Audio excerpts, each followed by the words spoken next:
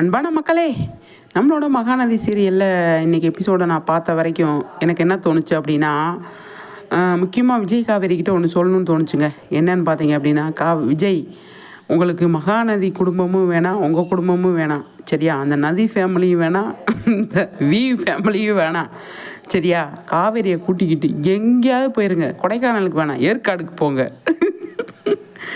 ஏற்காடுக்கு போய் ஒரு 2 மாதத்துக்கு இருந்துட்டு வாங்க விஜய். இந்த பிரச்சனையே வேண்டாம். இப்போ தான் ஒரு முடிவுக்கு வந்தது, மறுபடியும் ஆரம்பமாயிடுச்சு. காவேரி வீட்டில் முடிவுக்கு வருதுன்னா உங்கள் வீட்டில் முடிவு ஆரம்பமாகுது. உங்கள் வீட்டில் முடியுது அப்படின்னா அவங்க வீட்டில் ஆரம்பமாகுது. எங்களால் முடியலை, பார்க்க சகிக்கலை. டைரக்டரு, ரைட்டரு எல்லாருக்குமே நம்ம வந்து ரிக்வெஸ்ட் வைக்கிறோம்.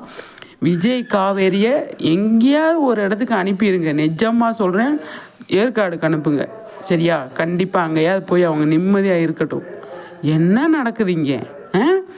பெரிய சோதனை மேலே சோதனை தான் வந்துக்கிட்டு இருக்கு.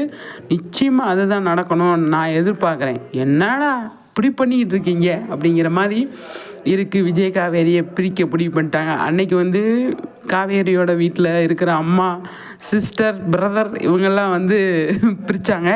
இப்போ வந்து விஜய்க்கு வந்து யாருமே இல்லை, யார் இருக்கா தாத்தா ஃபுல் சப்போர்ட்டு அப்படின்னு நினச்சிட்டு இருந்தா, அங்கே தான் டைரக்டர், ரைட்டர்லாம் ட்விஸ்ட் வச்சுருக்காங்க. என்னன்னு சொல்லி பார்த்தீங்க அப்படின்னா, பாட்டி இருக்காங்களே, சித்தி இருக்காங்களே, நாங்கள் சித்தி எங்கே இருந்தாலும் தூக்கிட்டு வந்துடுவோமே அப்படின்னு சித்தியை கொண்டு வந்துட்டாங்க. அடுத்து ராகினி வருவாங்க. அடுத்து